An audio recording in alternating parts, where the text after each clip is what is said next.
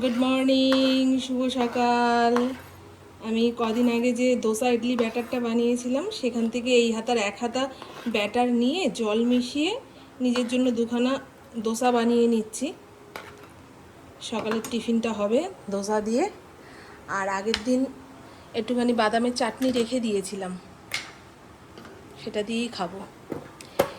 ইন্দ্র খেয়ে বেরোবে, চিরা আম মেখে রেডি করে রেখেছি টেবিলের ওপরে।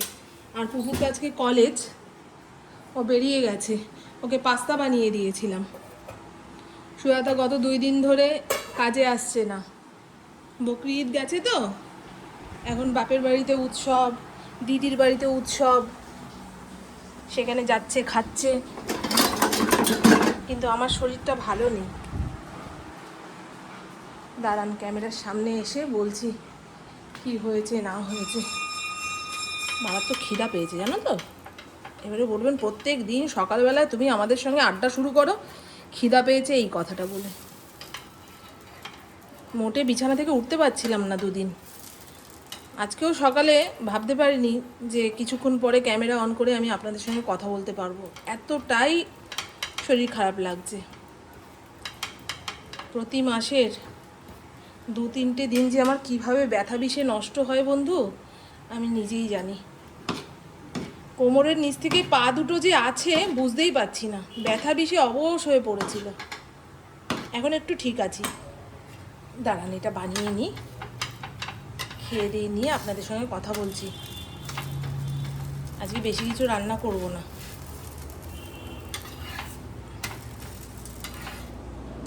হয়ে গেছে এইটা।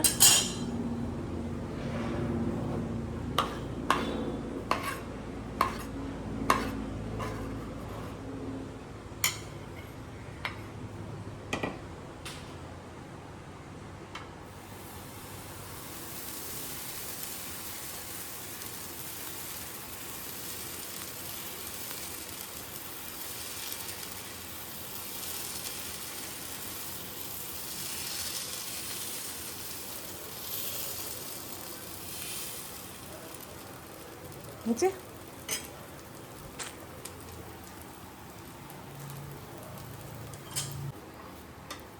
কালকে আমি ঘরও মুছতে পারিনি। পুবু বলছিল মা মুছে দেবো, আমি না না তোর পরীক্ষা, তোকে এখন আর এই সমস্ত করতে হবে না। একদিন না মুছলে কিচ্ছু হবে না, ভগবান জানে যে ঘরের গিন্নি অসুস্থ, তাই না? হলো একটু ধোসা। সবে স্নান ধান করে আসলাম, চুলে চিরুনি দিতে পারিনি, কপালে টিপটাও পড়তে পারিনি। এই অবস্থায় আপনাদের সামনে আসলে আপনারা অবাক হয়ে যাবেন। তুমি কতক্ষণে বলবে যে এটা অনেক দিনের পুরনো। এইটা দেখার পরে যদি ওইটা শুনতাম তাহলে তো ধরে ফেলতাম যে তুমি মিথ্যা কথা বলো। পাপোড়া, হ্যাঁ হ্যাঁ, কালকে পুপু চা বানিয়ে গরম চাটা সবে সোফার ওপরে এনে রেখেছে, চায় চুমুকটা দেব, সেই মুহূর্তে ইন্দ্র বাড়ি এসছে। কালকে সিঙ্গুরে গেছিলো ফুটবল খেলা দেখতে, ফিরতে ফিরতে ওই 6:30 পৌনে 7টা বেজে গেছে। ওর তো ছানা খাওয়ার টাইম, এবার বাবার গলার আওয়াজ পেয়েছে মানে একটা কিছু করে ফেলতে হবে, হুলুস তুলুস করে ফেলতে হবে। আর ওই গরম চায়ের ওপরে লাফ দিয়ে সোফায় উঠে ইন্দ্রকে দেখতে গেছে, আর পড়লো চাটা এই যে হাতের এই জায়গাটায়। ইন্দ্র কেমন করেছিল? ইন্দ্র ইন্দ্র এমন চায়ের ছ্যাঁকা খেয়েছে, হাতটা তুলে করেই যাচ্ছে। আমি তো ভয় পেয়ে গেছি, কি হলো? ঠিক আছে, কপালে সিঁদুর ঠেকিয়ে নি। এখন এই গুঁড়ো সিঁদুরটাই দিচ্ছি, কেয়া সেটের গুঁড়ো মেরুন সিঁদুরটা, বুঝলেন? এটা বেশ ভালো। লিকুইড সিঁদুরটা দিলে ঘামের সঙ্গে সঙ্গে সিঁদুর কপাল থেকে একদম। গুড মর্নিং, শুভ সকাল। কেমন আছেন আপনারা সবাই? নিশ্চয়ই খুব ভালো আছেন, আমিও খুব ভালো আছি। আজ হলো সোমবার, আরও একটা সপ্তাহের শুরু। ঘড়ির কাঁটা 11:30 ঘরে। ইন্দ্র টাটা বাই বাই বলে বেরিয়ে গেছে, আর আমি এতক্ষণ হাত কাটা হলুদ নাইটিটা পরেছিলাম। ওই যে ওইটা, ওটা ছেড়ে এটা পরে একটু সাজুগুজু করে আপনাদের সামনে আসলাম। আমাকে বিধ্বস্ত অবস্থায় দেখলে আমাকে যারা ভালোবাসে তাদের মন খারাপ হয়ে যাবে, আর মন খারাপ জিনিসটা বড় ছোঁয়াচে। আমি যত হাসি মুখে সুন্দরভাবে আপনাদের সামনে আসব, আমাকে দেখে আরও 5টা মানুষের মুখে হাসি ফুটবে, এটাই তো আমি জানি। সে যাই হোক, গত 2 দিন যাবৎ আমার ভীষণ শরীর খারাপ হয়েছিল। শরীর খারাপ বলতে কি, প্রতি মাসেরই এখন 2-3 দিন আমি ব্যথা বিষে খুব কষ্ট পাই। গত 2.5 বছর ধরে এরকমই দেখছি। আর ওই 2-3 দিনের যে ব্যথা বিষ, তাতে মনে হয় আমি সারা মাসে যে কী পাপ করেছি ভগবান ওই 2 দিনে আমাকে বুঝিয়ে দিচ্ছে, চাবুক চালাচ্ছে। এখনও কিন্তু আমি বুঝতে পারছি না যে আমার কোমরের নিচে পা দুটো রয়েছে। ব্যথা নেই, কিন্তু ব্যথা বিষে অবশ হয়ে রয়েছে। আর আমার ফড়িংয়ের তো কালকে পাটা পুড়ে গেছিলো, এখন ঠিক আছে। হাত দিয়ে দেখলাম ট্যাঁ-টু প্যাঁ-পু কিছুই করছে না, তার মানে ঠিক আছে। আর শনিবার দিন আমার ছোট ননদ এসেছিল, ঠিক আছে। আগেও আমি বলেছি, এখনও একবার বলে দিচ্ছি, আমি আমার শ্বশুরবাড়ির লোকজনদের আমার ভিডিওতে যতটা সম্ভব না আনারই চেষ্টা করব, আনবো না বললেই চলে। এরপরেও আবার অনেকে বলবেন যে তোমার শ্বশুরবাড়ির লোককে কাউকে তো আসতে দেখি না, তোমার নিজের লোককে তো তোমার বাড়িতে আসতে দেখি না। আমার নিজের লোক বলে কেউ নেই, আমি আমার সবচেয়ে বড় নিজের, ঠিক আছে। এখন নিজেকে ভালোবাসতে হবে। আজকে ইন্দ্র সকালবেলায় পুপুকে স্টেশনে দিতে গেছিল, ফেরার পথে টাটকা সবজি নিয়ে এসছে। ঝিঙে, কাটোয়া ডাঁটা, পটল, একটা শুকনো লাউ, লাউটা পুরো শুটিয়ে গেছে। এই তো এখন ঝিঙেটা খেতে বেশ ভালোই লাগছে। আর দেখুন, আমি আমার ভিডিওতে কারোর নাম নিচ্ছি না কিংবা কাউকে দেখাচ্ছি না, তাও মানুষ কোন ভিডিওতে কোন সময়ে কি বলছি না বলছি একদম নখদর্পণে রেখে দিচ্ছে। হ্যাঁ, সর এখান থেকে সর। প্রত্যেকটা মানুষের জীবনে প্রচুর সমস্যা থাকে, সেইখানে দাঁড়িয়ে তুমি যদি ভাবো না ওর জীবনে আমি একমাত্র গুরুত্বপূর্ণ, ও যা বলছে আমাকে নিয়েই বলছে, ও যতটুকু ভাবছে আমাকে নিয়েই ভাবছে, তাহলে তো তুমি মূর্খের স্বর্গে বাস করছো, তুমি তো মূর্খ। বারবার মনে করিয়ে দেওয়া, ওই তো তোর ভিডিওতে এই জায়গায় এইটা বলেছিস। আমি যাকে আমার মন থেকে সরাই মানে তাকে গুরুত্বই দিচ্ছি না, তাকে নিয়ে ভাবা তো দূরের কথা। আমি যে জিনিস নিয়ে ভাবলে কষ্ট পাই আমি সেই জিনিস নিয়ে ভাবিই না। যাদের সামনে গেলে আমার মন খারাপ হয়ে যায় আমি তাদের সামনেই যাই না। সবার আগে তো নিজেকে বুঝতে হবে না আমি কিসে কষ্ট পাচ্ছি, কাদের সামনে গেলে কষ্ট পাচ্ছি।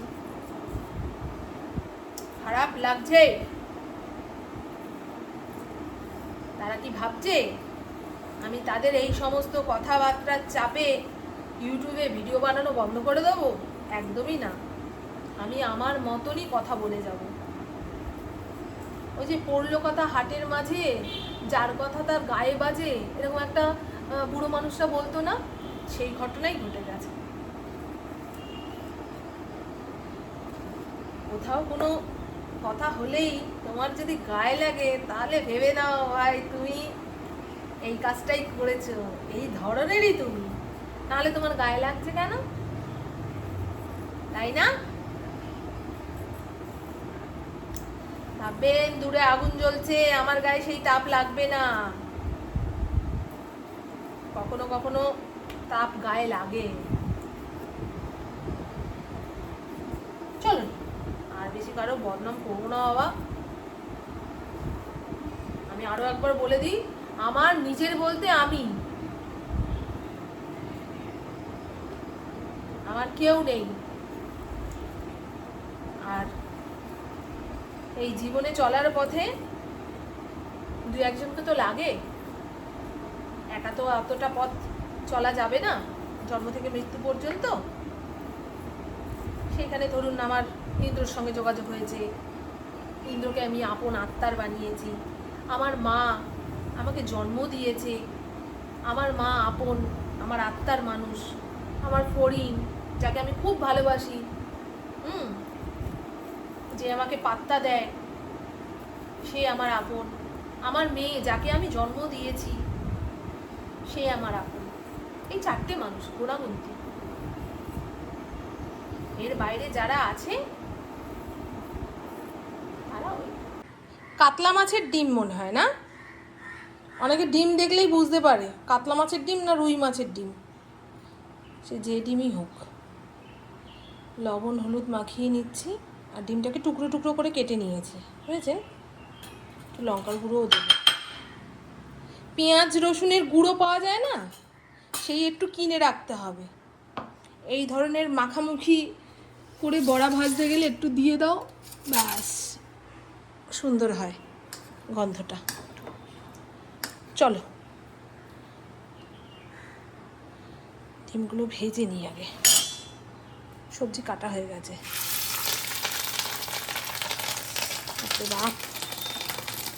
আকাশটা কেমন মেঘ করে আসলো, বৃষ্টি হলে তো ভালোই হয়। শুক্রবার দিন আমাদের এখানে যা বৃষ্টি হয়েছে, বেশিক্ষণের জন্য নয়, তবে যেটুকু বৃষ্টি হয়েছে মানে একদম সব ভাসিয়ে নিয়ে চলে যাচ্ছিল। মানে লক্ষ কোটি বছর পরে ওই রকম একটা বৃষ্টি আমি দেখলাম। কি জানি শুক্রবার না শনিবার, শুক্রবারই মনে হয়। চারিপাশ পুরো কালো হয়ে গেছে। হিমসাগর আম যাচ্ছি।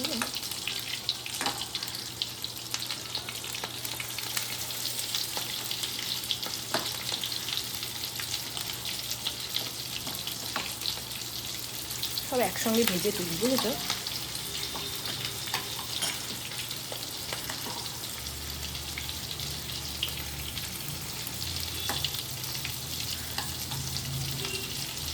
দেখো কেটে নিলাম।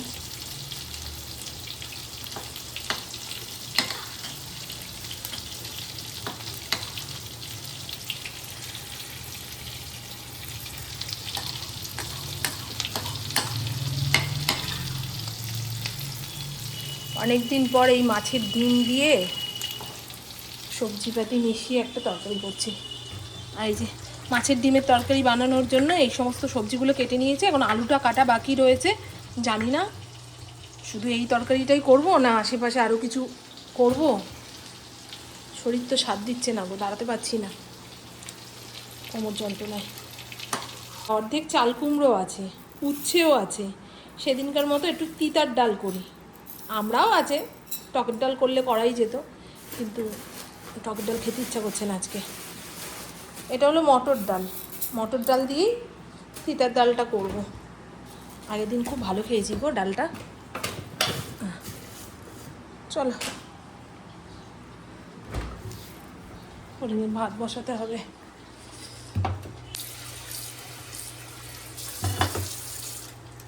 সুজাতা কালকে আসবে কিনা জানি না। সব বাসন গুছিয়ে রেখে দেবো, যদি না আসে। এখন কলপারে খুব রোদ্দুর, আর এই ভারী ভারী বাসনগুলো না একটু শক্তপোক্ত হয়ে না বসে মাজা যায় না। সাবান এই বাসনের গায়ে ডলতেই পারবো না আলগাভাবে দাঁড়িয়ে। আর আমার এই বাসন মাজার জায়গাটা খুব ছোট, এই সিঙ্কটা, এখানে কড়াই পাতিল মাজতে গেলে ঠক ঠক আওয়াজ হয়। আর দেখিয়ে দিই আজকে রান্নাবান্নার কালার কেমন আসলো। এই হলো মাছের ডিম দিয়ে কুমড়ো, আলু, ঝিঙা, কাটোয়া ডাঁটা দিয়ে তরকারি। একদম শুকনো শুকনো করে রান্না করেছি, নাহলে এই তরকারিটা একটু ঝোলা ঝোলা করলেও ভালো লাগে। এই তরকারি আর সঙ্গে একটা গন্ধরাজ লেবু চিপড়ে ভাত মেখে খেয়ে দেখবেন, অপূর্ব। যদি মাছের ডিম না খান তো চিংড়ি মাছ দিয়ে করে দেখবেন। আমার তো এই তরকারিটা ভীষণ প্রিয়। তবে কাটোয়া ডাঁটা এখন সবসময় বাজারে পাওয়া যায় না। ঠিক আছে বন্ধু, কালারটা একটু ঝোল রাখলে ভালো হতো। যাই হোক, ডাল করেছি তো। আর এই হলো তিতার ডাল। বলছি তিতা, কিন্তু খেতে লাগবে অমৃত। আমি এই তিতার ডাল কিংবা শুক্তার ডালে যে মশলাটা দিই, তা আপনারা অনেকেই জানতে চেয়েছেন। অল্প একটুখানি 5 ফোড়ন আর কয়েকটা শুকনো লঙ্কা আগে শুকনো খোলায় টেলে নেবেন। তারপরে গ্যাস অফ করে দিয়ে ওর মধ্যে বেশি করে রাঁধুনি দিয়ে একটুখানি নাড়িয়ে চাড়িয়ে গুঁড়ো করে একটা কৌটোর মধ্যে ভরে রাখবেন। ওই শুক্তো তরকারি কিংবা তিতার ডাল নামানোর আগে ওই 1 চামচ দিয়ে দিলেই হয়ে গেল। দারুণ গন্ধ লাগে, দারুণ গন্ধ লাগে, রাঁধুনি থাকে। চলুন দেখিয়ে দেবো একদিন, হাতে কলমে আপনাদের দেখিয়ে দেবো। আমি অনেক সময় না কারোর বলা রেসিপি বুঝতে পারি না, কিন্তু দেখিয়ে দিলে ব্যাস, এই তো একদিন করে খেতে হবে। এরকম কত রেসিপি ট্রাই করি, আগের দিন করেছিলাম ছানার কোপ্তা, কি ভালো হয়েছিল গো। আমি আগে কোনো দিন খাইনি, সবার মুখে শুনি ছানার কোপ্তা, ছানার কোপ্তাকারি, ছানার কোপ্তাকারি। তা বানিয়েছিলাম, আমি ভাবলাম ইন্দ্র খাবে না মনে হয়, পনির তো খুব একটা খেতে ভালোবাসে না, সেটাই ভেবেছিলাম। বলে না গো মামন, পনির টনির রান্না না করে ছানার কোপ্তাকারিই করবে। খুব ভালো হয়েছে, একদম নরম তুলতুলে হয়েছে। প্রথমবার আমি বানিয়ে খেয়েছি, ভালো লেগেছে। এর পরের দিন আপনাদের বানিয়ে দেখাবো। কেমন মেঘলা করে আসলো, বৃষ্টিটা হলে তো ভালোই হয়। এখন মাঝে মধ্যে মুষলধারে বৃষ্টির দরকার, নাহলে টেকা যাচ্ছে না। মানুষ অস্থির হয়ে যাচ্ছে, অসুস্থ হয়ে যাচ্ছে। প্রকৃতির সঙ্গে পারছে না বলে সব চুপচাপ সহ্য করে নিতে হচ্ছে। এই যদি প্রকৃতি আমাদের কন্ট্রোলে থাকতো না, দেখতে মারামারি, কাকে মারতে হবে বল, কাকে কাটতে হবে বল, দলে দলে যেতাম, তাই না? ভাগ্যিস কিছু কিছু ব্যাপার না, কিছু কিছু ডিসিশান ভগবান নিজের হাতে রেখেছেন, নাহলে মানুষ আরও উদ্ধত হয়ে যেত। রান্নাঘরের নেতা কেচে ধুয়ে মেলে দিয়েছিলাম, আর এই সোফার কভার। আজকে আমি কিছু করতে পারবো না, ওয়াশিং মেশিনও চালাইনি, ভুলে গেছি। সব জামা কাপড় গুছিয়ে রাখা রয়েছে, ভুলে গেলাম।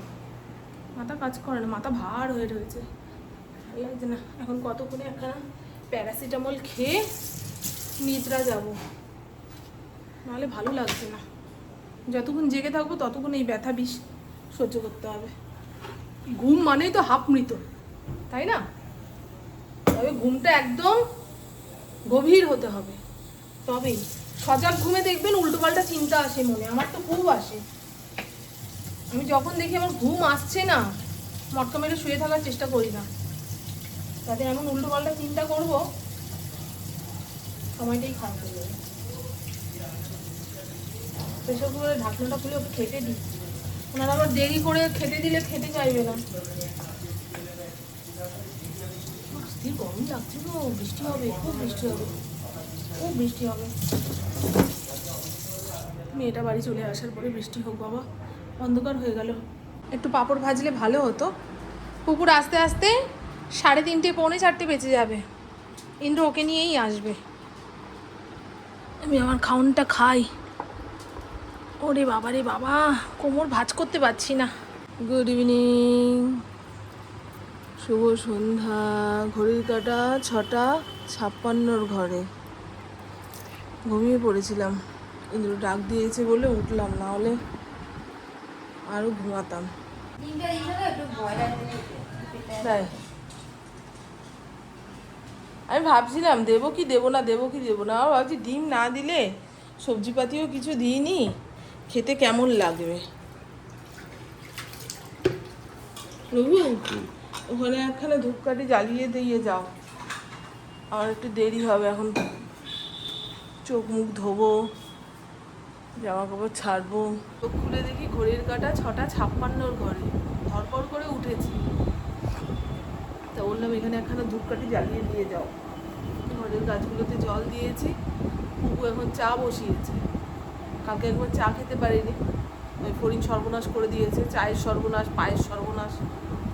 না, এখন তাড়াতাড়ি চাটা খেয়ে পড়তে বসবে। কাল বাদে পরশু দিন আবার পরীক্ষা রয়েছে। আমার যে কি ঘুম পাচ্ছে, যদি আজকে তাড়াতাড়ি ওপরের ঘরে যায় তো যাবে, না হলে আমি গিয়ে ঘুমিয়ে পড়ব। চায়ের কাপ একটা প্লেটে করে, না হলে থালায় করে নিয়ে আসবি। এই কাপের নিচে যেটুকু চা থাকে সেটা এখানে একটা দাগ ফেলে দেবে। গরম লাগছে তো, বৃষ্টি হলেও হতে পারে, একটা গুমোট ভাব রয়েছে।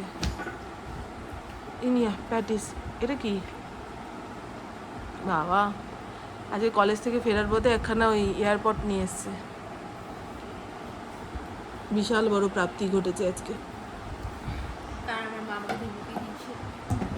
আমার এয়ারপডটা নিয়ে নিলে হয় বলুন তো, ওটা আমার কাজের জিনিস। এটা তুই খা, এটা আমি খাই।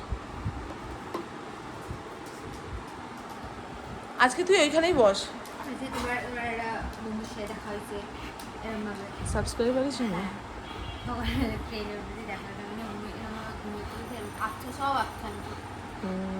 ঘুম কাটেনি তো? কিছু বলছে, আমি হাসছি। আমার মাথায় ঢুকে না কি বলছে কি না বলছে ওই টাইম আমি কথা বলবো। হ্যাঁ বুঝেছো, আমার আগে উনি যায়